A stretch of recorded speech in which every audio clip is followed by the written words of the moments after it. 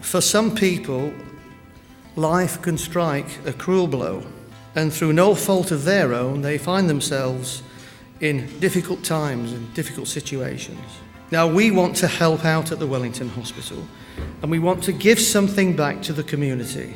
So tonight, ladies and gentlemen, and boys and girls, we're launching the Wellington 2010 £1 million appeal, which will go towards the support of two very good causes. We believe it's appropriate to support the British Red Cross internationally in the most excellent work it is doing for HIV orphans in Africa. More at home and nationally, we'll be supporting the work of the Juvenile Diabetes Research Foundation. Lennox is a tireless campaigner on the issue of HIV/AIDS. Tonight she is here to represent the British Red Cross. It's a huge privilege for me to be representing the Red Cross this evening, particularly with my passionate, committed interest in the field of HIV and AIDS. I first discovered the sub-Saharan African pandemic in 2003, and it was through that experience that I was invited to go to various places, clinics, hospitals, orphanages, people's homes, and see for myself the human side of HIV, and it was something that I could not have imagined. This is how Avalile looked. She's a 7-year-old girl, and that is Avalile with full-blown AIDS. She's suffering from pneumonia, and when I met her, she weighed almost the same as a bag of sugar. I mean, she was really skeletally thin.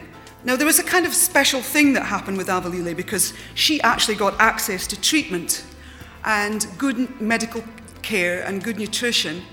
And I went back to see her 6 months after I'd first encountered her looking like a skeleton. And I'd love to share the image of Avalile as a healthy child 6 months later. I also want to jump up and down and clap when I see a child going from that so close to death and that magnificent transformation that I know can happen with the right kind of intervention, with the right kind of steps. And it's this kind of work that I so fully endorse and support. It's this kind of work that happens with wonderful organizations like the Red Cross.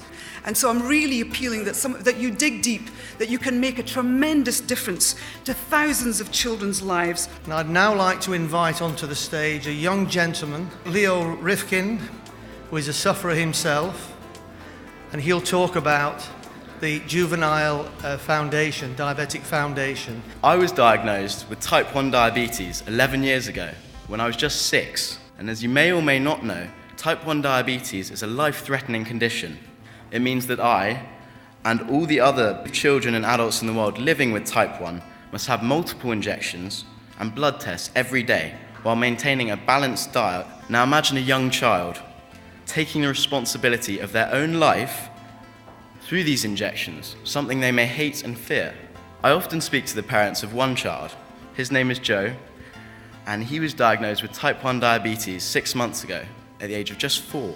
Shortly after his diagnosis, he asked his brother whether he was the only person in the world with type 1 diabetes. No person should feel alone.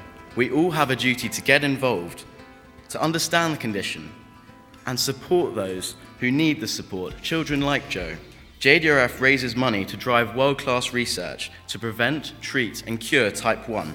The money you raise through this appeal will support the research and therefore bring us a little bit closer to the cure for Joe, for me, and for the 350,000 others out there. Whatever you do to support the Wellington appeal, I hope you understand what it means to us, all of us, and I hope you realise you're supporting our lives and our future. Thank you.